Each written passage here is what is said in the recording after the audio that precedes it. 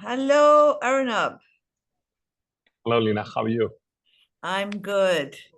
Hi, everyone. My name is Lina Ashar. I'm the founder emeritus of Kangaroo Kids in Billabong High. And my new passion project, I'm the founder of Dreamtime Learning. And here I am with Dr. Arunabh Singh, who is the founder of Nehru World School and Healthy Planet. But I think more importantly than his relationship with me is one of a friend, a very kind human being, one of my favorite humans on the planet, and definitely my favorite human in education. So it's great to be here, Arunabh, in conversation with you. Rather than do this really long introduction, I thought I'd ask you some questions which will allow everyone to get to know you a little bit better. So, Okay. Arunabh, as an educator and as a leader, you've witnessed a lot of change in education over the years. If you could take a walk with your younger self at the start of your career, what advice would you give young Arunabh about something you've learned along the way? Okay. Um, that's a long time back. Um, I believe when I started, I thought infrastructure played a lot more important role than what I do now. I now feel the infrastructure is important, but it is only an enabler for the teacher. So it's the teacher who's creating that magic in the classroom. And over the years, I've begun to understand that the school leaves that building every afternoon and the school comes back next morning. So school is actually the humans who make that school a school. And the environment, which is very important, but it is an add-on to this entire experience. So I wish I would have understood this even earlier than I did. So, Arunabh, for educators who are watching this, what you say is so true, and I completely align with it. The sad thing is, so that parents don't really understand curriculum or Yeah. the other facets of the school. One of the things that's absolutely tangible and that they can feel and touch, and for them, that decides the quality of the school is the infrastructure. So, what sort of advice would you give educators who around how they could possibly better communicate the ethos and the importance of the teacher and the process of learning rather than the school building? My PhD was on school choice. I wanted to find out what is it that is really mattering to parents. And popular belief is that it's the building and the infrastructure that they're looking at. So, and it was a qualitative study with a smaller group of people in the city that I operate in. But what we found out was not surprising in retrospect, but back then it came out as wow. The single biggest factor was the teachers. And it wasn't just the teachers of the school, it was teachers of any school in the city. And as I understood that, I realized that school choice is a very important, critical decision to make for a parent. And when that decision is that critical, you want to find out people in your environment, in your family, in your friends, who understand that better. So it's like, it's almost like you have a pediatrician in your family and you want to go and see a cardiac surgeon. Invariably, you will ask that pediatric doctor, what's your opinion on that cardiac surgeon? Because it's such an important decision that you're making. Right. So, so, so I understood that it wasn't the infrastructure, it was the teacher block. And we've spent a lot of our energy in enabling that teacher and creating an environment for the teacher and the student to thrive in. So I do not really stand on the side of argument that says the infrastructure only pulls. I believe what the magic that happens in the classroom every day is what truly takes the school from one place to the other. And in some ways, I think the the evidence of this would possibly come from the fact that the in our K-12 school in Ghaziabad, we are currently enrolling children for a wait list for this academic year that we're in, for the next academic year, that's 25-26, and we are granting admissions for the academic year 26-27. And we feel that's happening because of the magic that happens inside the classroom. Wow. So Arunabh, many leaders have role models or people who have inspired them. If for me, perhaps it's Albert Einstein. If you had the chance to have dinner with one historical figure, who would it be, and what would you possibly ask them about leadership or education? I would want to go back to Jawaharlal Nehru.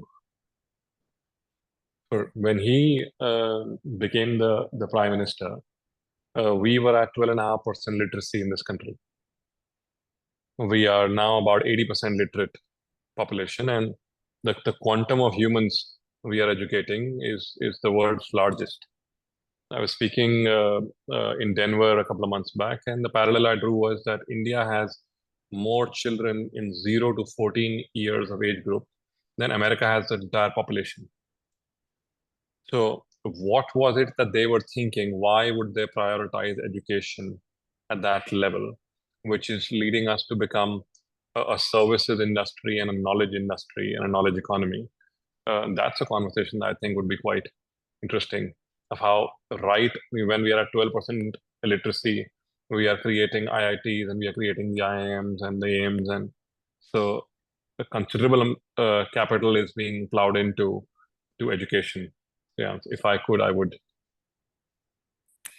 So one of the things at Dreamtime Learning we really emphasize is having a mindset of being anti-fragile, or resilient at its peak, which means, and I probably learned this a lot along the way, which is that if the challenge or obstacle that you face is possibly going to help you rise to the next level of your growth possible. Can you identify a specific challenge or obstacle you faced while building your schools or running your schools, which today when you look back, you're grateful for because it kind of taught you something very, very important? Okay. The school that I operate in currently is in Ghaziabad. Now, Ghaziabad is quite known in the country, and more recently we've done some fantastic work. But in the 1990s and early 2000s, that wasn't the case. And in Ghaziabad, the area where we are in wasn't then considered as a posh part of town. So when we started making strides towards progressive learning, we felt we were probably not based in the right part of the city or the right part of the country for people to appreciate the work that we were doing, which I think made us work harder in the engine room, because then only the evidence in students was going to become our billboard of sorts. So that not being in the right part of the country or right part of the city, I think became an enabler, um, which is something that we still feel quite close to. And the professional development wing that we created in the school. So there are people whose full-time job is to look at practice, reflect on it, and tweak how our enablement for teachers is happening, or the reflection that we're getting our children to do. So all of that, I believe, came from the fact that those other apparent strengths did not exist.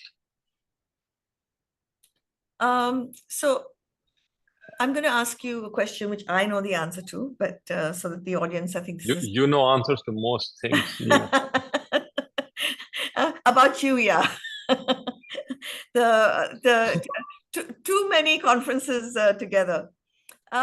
In your personal philosophy, and I think it's fairly aligned with mine, what does success look like to you, in terms of like not just professional achievement, but in terms of a life well lived? I'm grateful to God for where I am. I did not start here. God has been very, very kind. Success to me is reflecting on the day and feeling that this has been a good day. You've added something to the world. And success also is to hitting the bed and sleeping in 5 seconds. There are times when my wife doesn't like that fact, because sometimes she's mid-sentence. Uh, so being happy and contented with what you're able to do, and having aspiration of doing a little bit more in the next day, to me is success. To me is wealth, and I also feel that happiness is a choice, and you make that choice every day. You can be happy, contented with what you have, possibly want a little more, and you can be unhappy with whatever you have and want a lot more. One of the things we actually teach through the Dreamtime Learning design is to show kids when you do feel grateful, and to how to actually practice the art of gratitude. When you do feel, what happens in the brain? And we don't often teach kids that just the act of gratitude. And I believe that in Einstein saying everything is energy, and we resonate at different energetic frequencies. And the art of gratitude, the act of gratitude, actually puts us in a frequency that's a much higher frequency, and aligns more of those sorts of frequencies back to us. So that's something that I also sort of deeply resonate with. One of the other things we're always kind of teaching kids is how the brain actually works, and there, and how messages will affect us differently. So I remember walking through a Billabong high school, and the principal had got these kids to make these posters about success being hard work. And I said, I said, while there's consistency and constancy in everything that you do, which will lead to a successful life. When you say it's hard work, it's giving their brains a very strong signal that without, and hard work means different things to different people. The same way around money, that we have a personal relationship with money based on our mindset. And if you kind of grow up in a house where money is the root of all evil, we tend to have a different relationship with money than you could otherwise. I guess one of the first questions I want to ask you is, what do you see as the key core difference between a money mindset and a wealth mindset? Oh, that's a good topic for PhD. How much time do I have? I'd go back to my previous statement. If money is the want that you are chasing, then I don't think it is ever going to get fulfilled. And to our children, at home as well as in the school, we are attempting to teach them or make them understand the difference between a need and a want. And I was explaining to a friend of mine that my 4-year-old daughter understands the difference between a need and a want, and he didn't believe me. So I asked my darling daughter that do you know what is the difference between need and want? She said yes. So I said, give me an example. And the example she gave was, well, I want a chocolate, and I need to do my homework. And this friend of mine was, he had an open jaw that how beautifully in this child's words she'd explained, what is my need and what is my want. So in some ways, I believe the difference between a wealth mindset and a money mindset is also similar to this. So and between the two, I'm sure that nobody got happiness chasing money. And wealth is of various kinds. Like the campus that I'm sitting in right now, Healthy Planet, I think in this campus, the most wealth is in the butterfly garden, where in this concrete jungle, in that little space, we get to see these butterflies and children super happy in that space and not wanting to leave. To me, that is wealth. While you're at it, because I have actually visited Healthy Planet, and I have seen the butterfly garden. And one of the things I really adore about you is you're not wanting to hide or build or keep secret what's made the school so successful. And I think that is one of the biggest proponents of like having a wealth mindset. You don't believe that if you give something away, it's going to be lost. So you don't have that scarcity in your head. You have the sort of belief that the more you share, the wealthier somebody else becomes, and you do sort of in the process. So I love the kind of value you build, which is not just around the finance, it's around the intellectual and the social wealth that you kind of build. I love the fact that you're, wanting to create a long-term legacy and long-term prosperity for your schools. Lina, there is a challenge with wanting to create trade secrets. It's a big challenge because then you have to spend a lifetime trying to protect it. So, on the other hand, if you become open source, where you're saying, I thank you for thinking what we are doing or undoing is worthy of your time, and we are super happy sharing it with you. So, thank you for coming in, and this is what we are still in the process of figuring out. So, at the school, we now also have the learning lab where we're reflecting on our practice and documenting it and then sharing it with the world.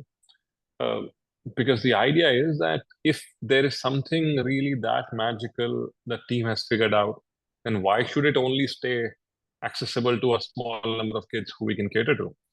It should go and travel. So anybody who's listening on this conversation, please reach out. Feel free to come over, and we'll give you our nuts and bolts and share everything that we've understood, and also share all the mistakes we've already made. I think that's a great way of looking at things. I remember a time when, people used to copy what we were doing at Kangaroo Kids or Billabong High, and my team would get really upset. And I'd say, we've come to shift the way people see education, Yeah. and we can't reach every child. And so through somebody else, you're reaching a child, which is also the wealth that you're creating for yourself. And I think, the investment in that sort of investment in creating the lasting impact is, I think, a big takeaway from my conversations with you that I've That had. is wealth. That is wealth. Yeah, yeah, yeah.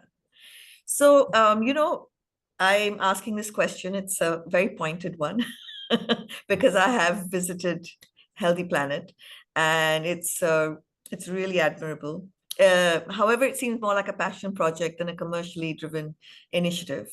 And I'm going to ask you a pointed question because I remember once upon a time in 2006 when I got divorced and my company was not doing well. Financial security was very high on my um, needs list. I wouldn't even say it was a want. It was like an absolute need at that point in time. And so I think back today, it's not. Today, self-actualization is. But according to sort of Maslow's hierarchy of needs, wouldn't you say school owners would need to ensure their lower order financial needs are met before they can focus on a project like you've built? Yes, there is. It's a short answer, this one. Um, and you can work on your passion and on your dream projects when you can afford them.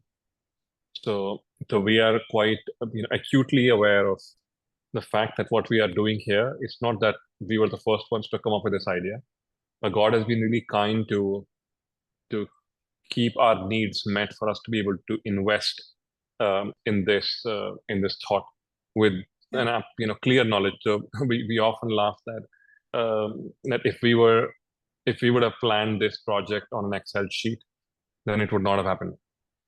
One of the last decisions that was taken on this campus was, okay, so fine, now we built everything, we are ready. Now what will be the fees?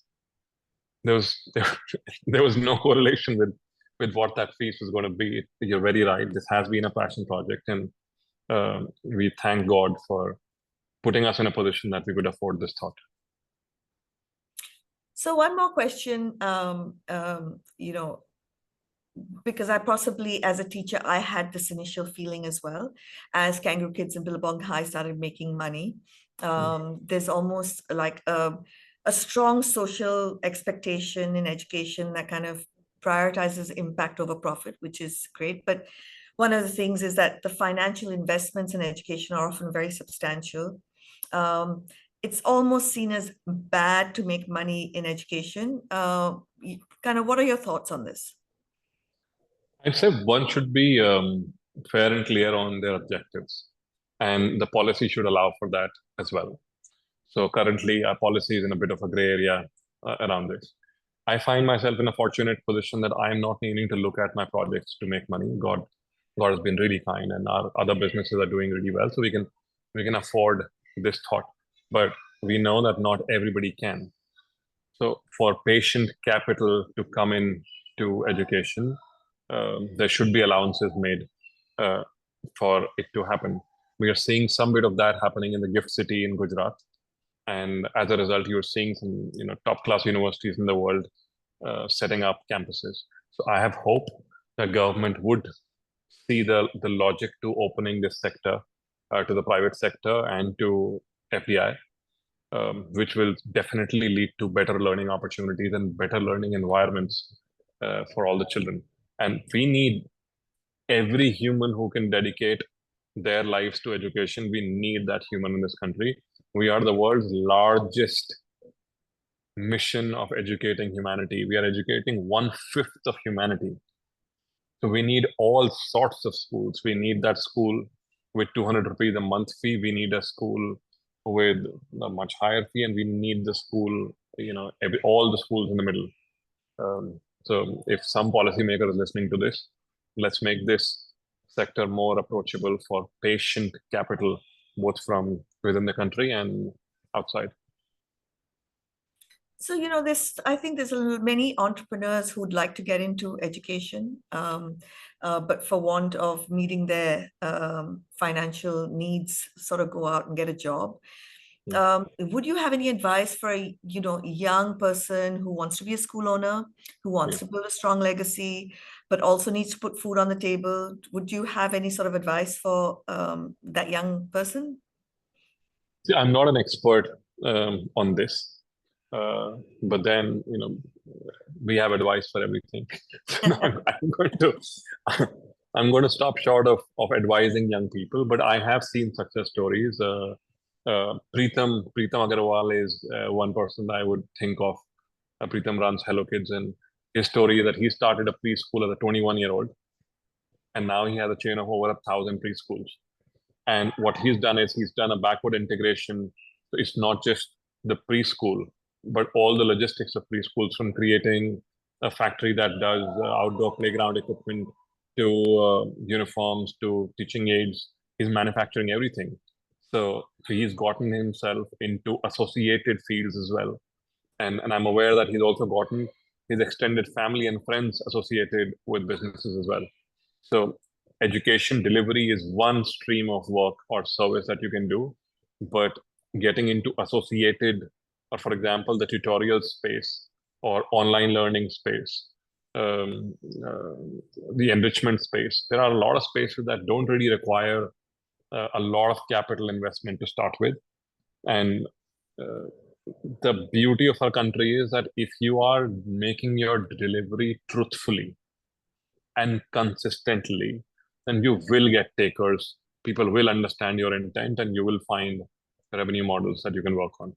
But you have to show up every day and get your work done. Hmm. So one of the things I love about you, and especially it got enhanced after I visited your school, um, a lot of people think of leadership as a position or title, and I see a lot of fear-led kind of leadership. I definitely don't see this in you, and I see the ease of people around you, the teachers, the kids. There's zero fear.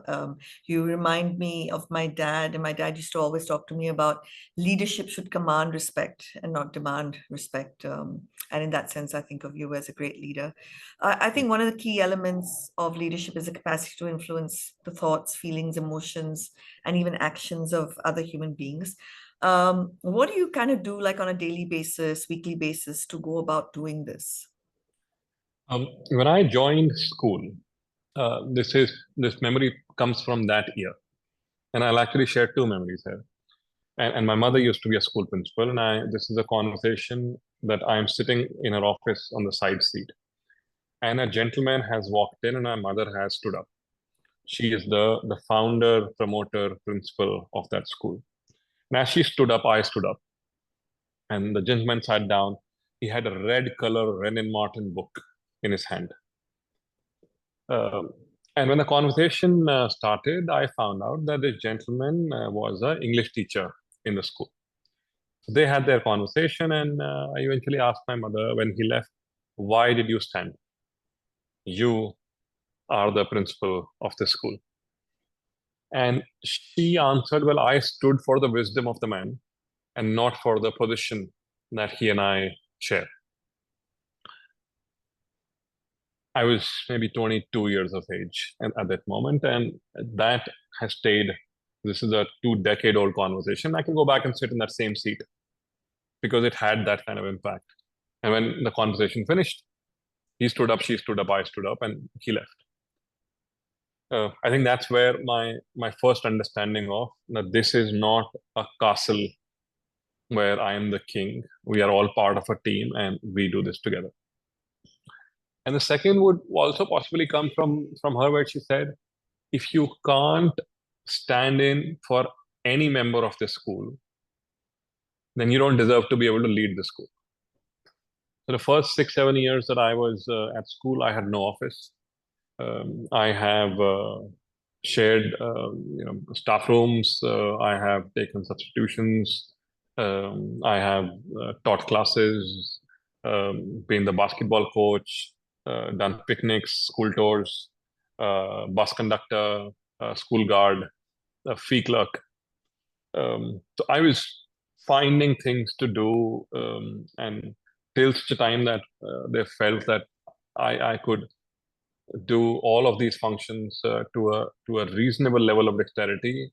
I was allowed to do all of this, and which I realize it's a very fortunate situation to be in, that you're able to understand so many job roles in such a short span of time. So I think that learning comes from that past, where you're able to empathize with different people who are involved in solving different things and what those challenges look like. And if you are a school leader or a school promoter, I find most value for time investment in standing outside the school when your children are coming in or when your children are leaving school. As they leave school, their faces tell you if today was a good day for them. And the speed with which they come in and the excitement with which they come in tells you how they're looking forward to the school. And if a child has had a bad day at school, you can tell. It just takes a little bit of time, but you can tell.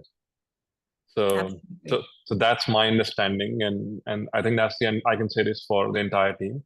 So we are absolutely fine sharing mistakes, so that as a team we don't make them again. One thing that is non-negotiable is negligence. That is not tolerated across the system. Yeah, so I can safely fill in for most subjects and in most classes. The youngest are the most difficult. Yep. So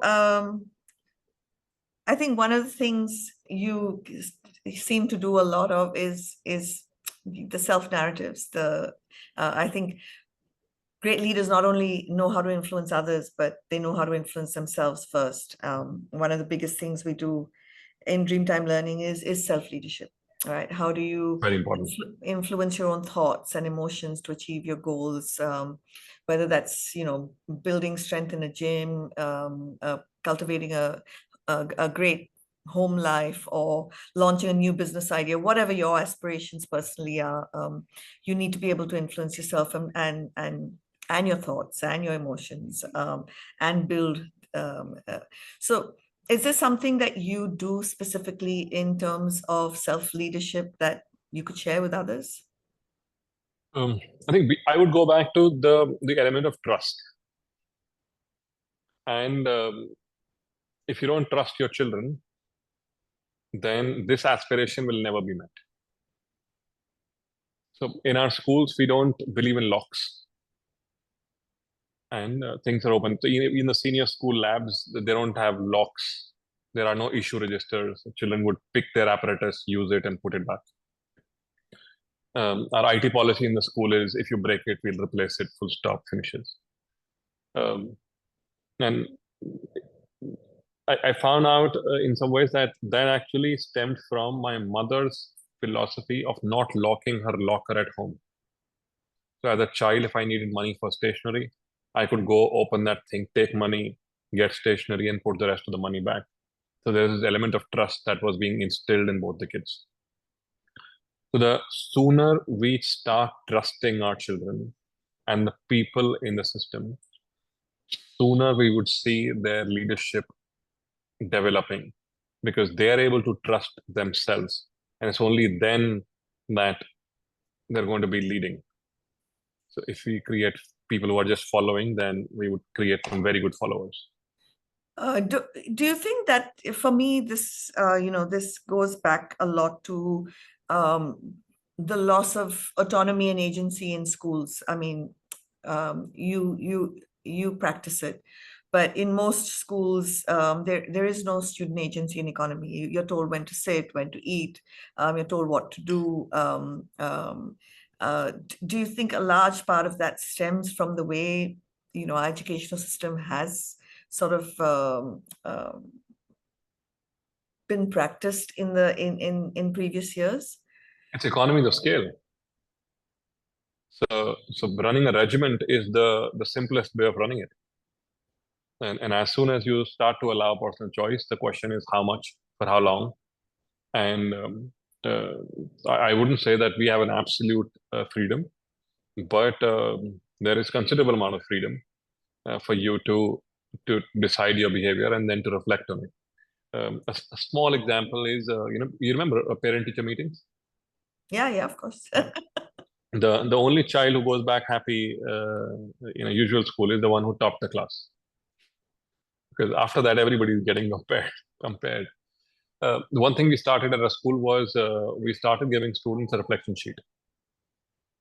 So when this parent-teacher conversation is happening, the student is now becoming an integral part of it. I mean, the child is saying, this is where I am right now, and my understanding from my work is that this is what my next stage of work is.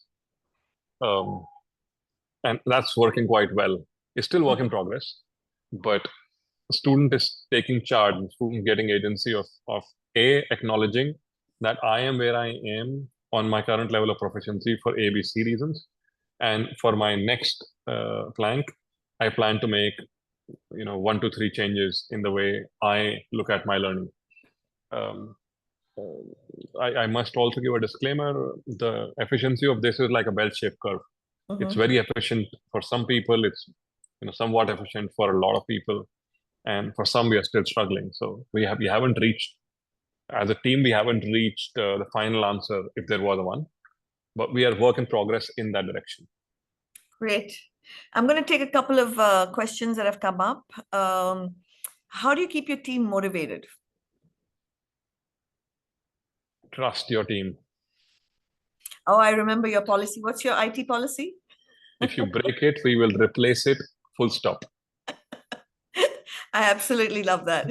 That's the policy. Yeah. So you take away the fear and you trust your team.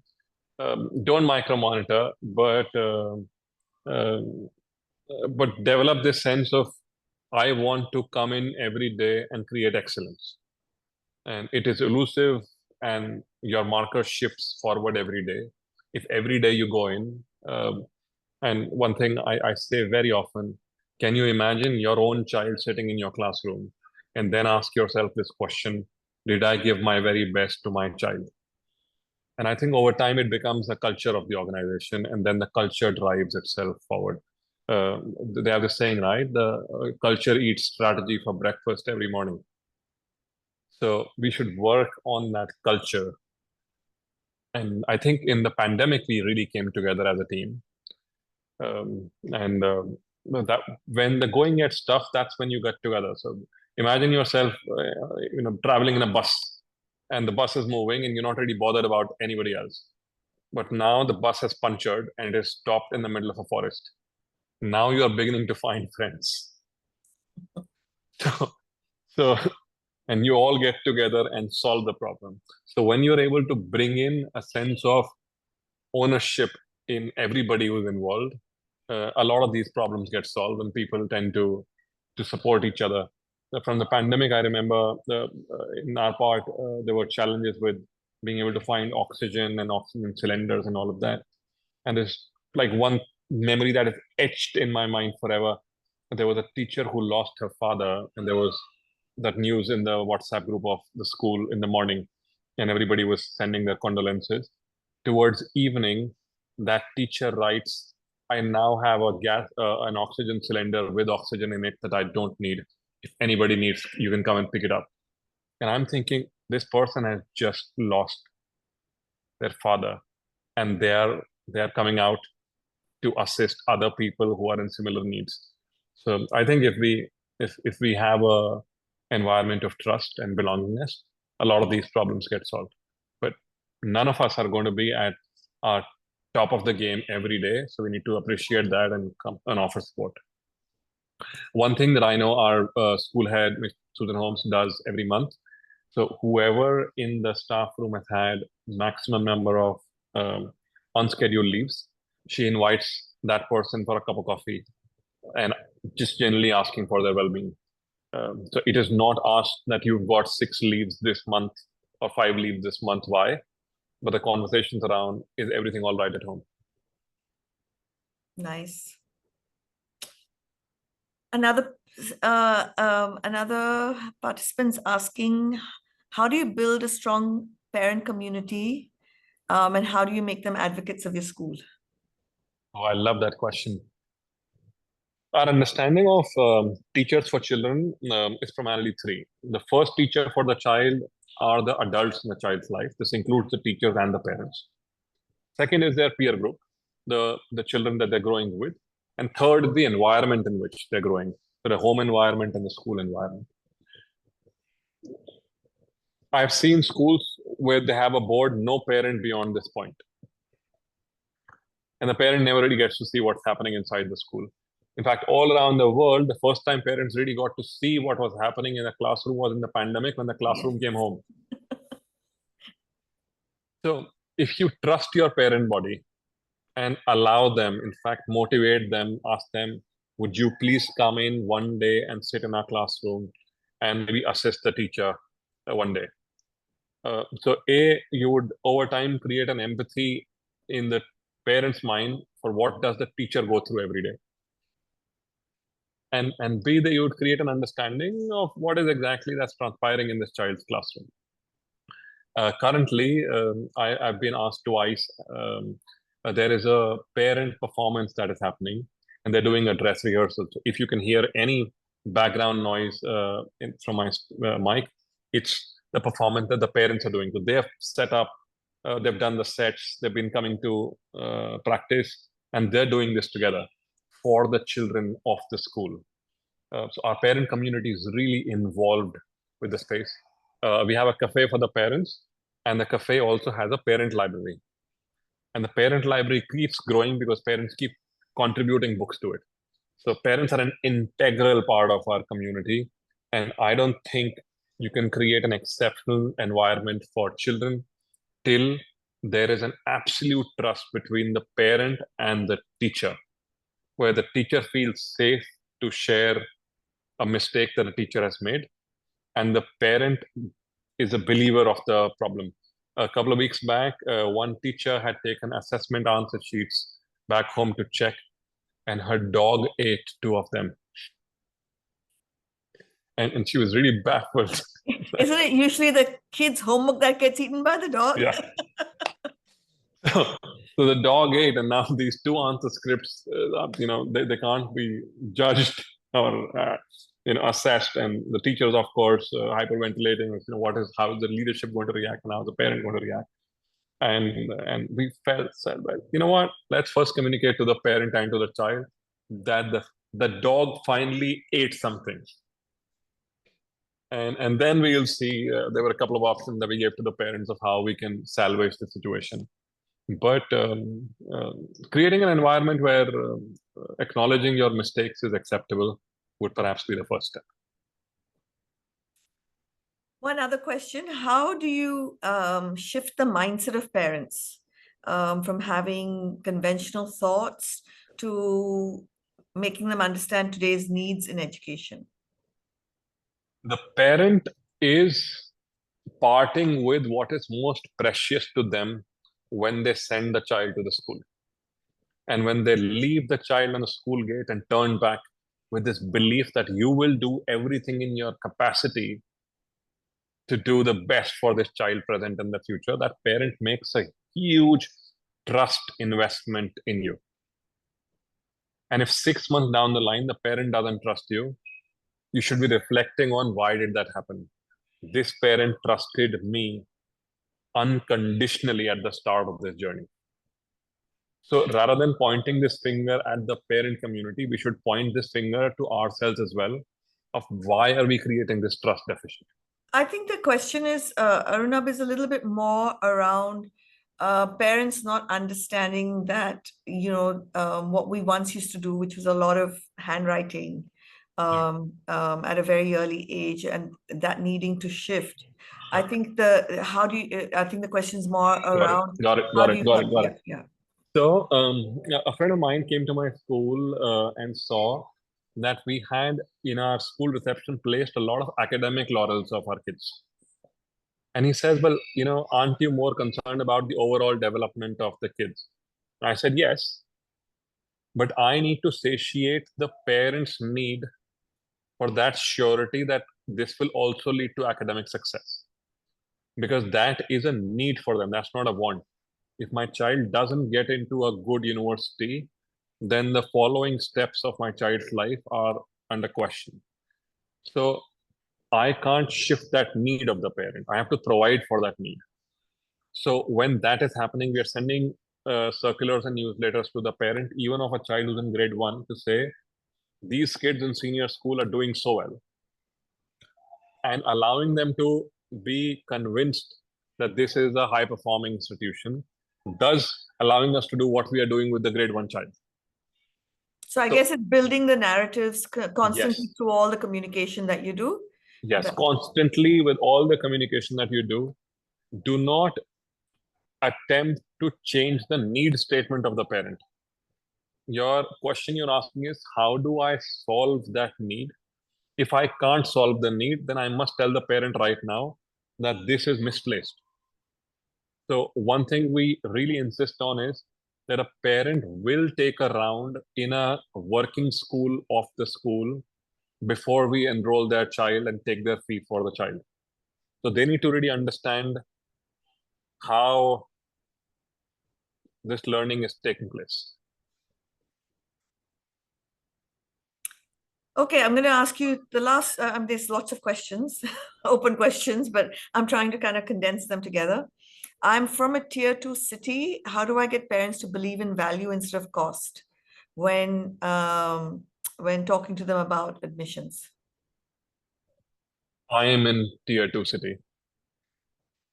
Ghaziabad is not tier 1 yet. Um, and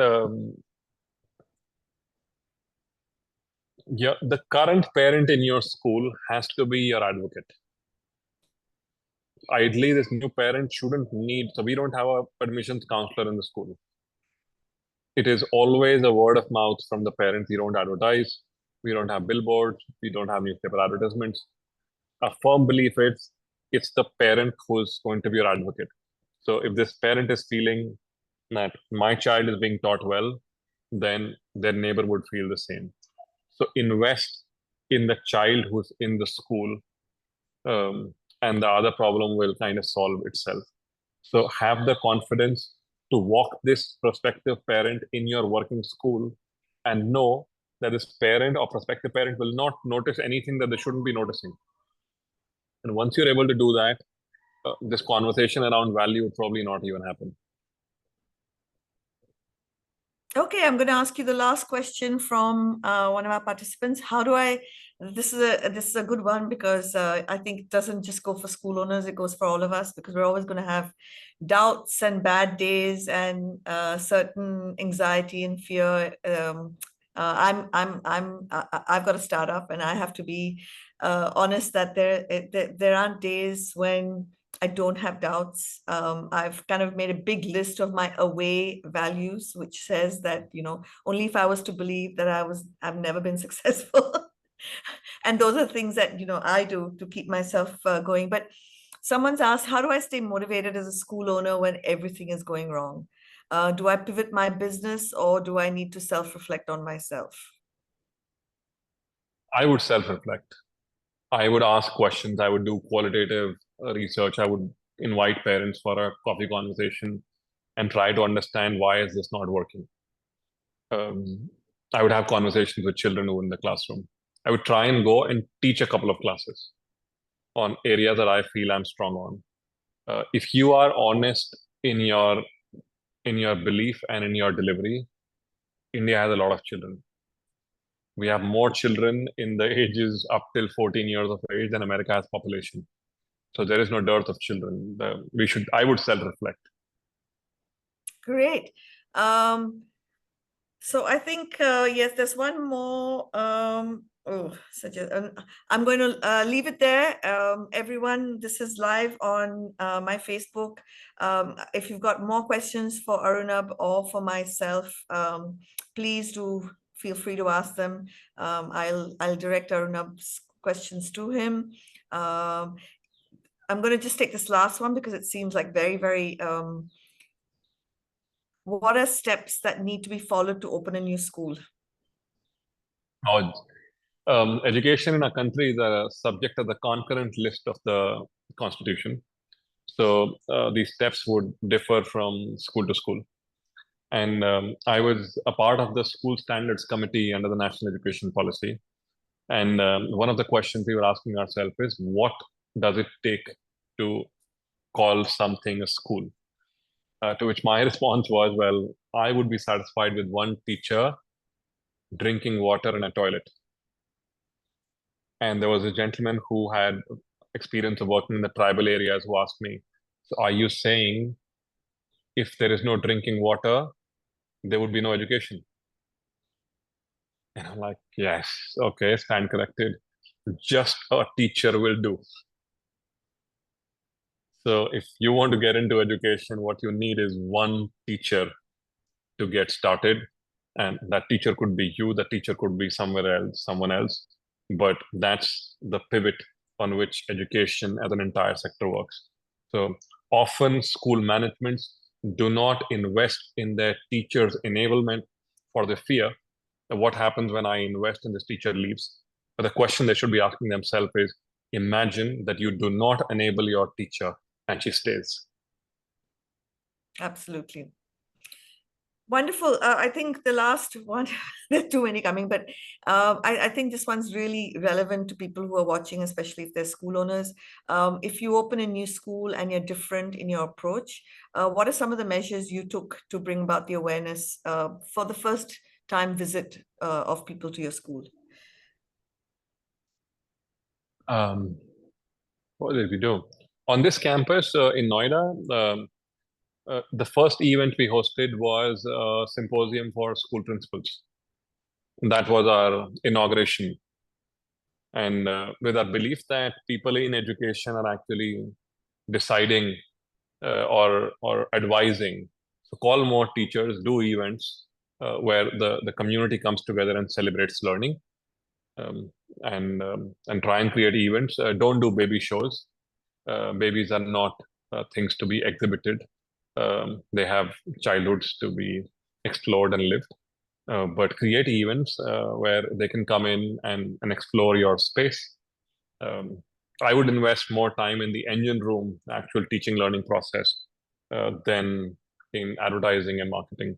It's going to happen through word of mouth, and Pawal, have patience, have a lot of patience. If you are true and consistent, there will be takers of your service in this country. Thank you so much, Arunabh. Fantastic conversing with you as usual. Are there any questions you'd like to ask of me before we call this a wrap? How do you keep yourself so motivated and always so curious and ahead of times of what is the thought process around? How do you do that? What's your mantra? I invest a lot in learning. I'm constantly learning. When I'm not building the business, the organization, when I'm not reviewing plans, when I'm not talking to what we call curiosity and excitement architects, we don't call them instructional designers because we say you only have two jobs: arouse curiosity and create excitement, because then anything is possible. I think the you know we don't pay enough attention, or we don't teach kids to pay enough attention to events that'll happen in their life that will turn their life around. And my like Albert Einstein's turning point was the compass. My turning point was the Jim Jones massacre that happened in America, where the big question I asked myself is, when everything in our reptilian brain is all about survival and making sure our kids survive, how could someone motivate all these moms to consume poison and poison their kids? All these people, how did that mass suicide happen? And it took me into a whole world of understanding how brainwashing happens, how brain influencing happens. And then as I became a teacher, I said, hey, suddenly, this insight, hey, imagine if we could use this for good instead of for the bad. Imagine what a different world we'd have. I guess once my financial security needs were met, and beyond that, if you can see in the background, I'm sitting in my home in Goa, and it's like it's being in nature is wealth for me. For me, the wealth is the banyan tree you see behind. It's not in diamonds or anything else. It's like, that's takes hundreds and hundreds of years to build, and it's true wealth. I just once that need was met, and it's self-actualization, which means I really and without ego, I would love when I'm dying to say, okay, this world is a little kinder and a little gentler and a little more collaborative and a little nicer to be in because I played a part in it.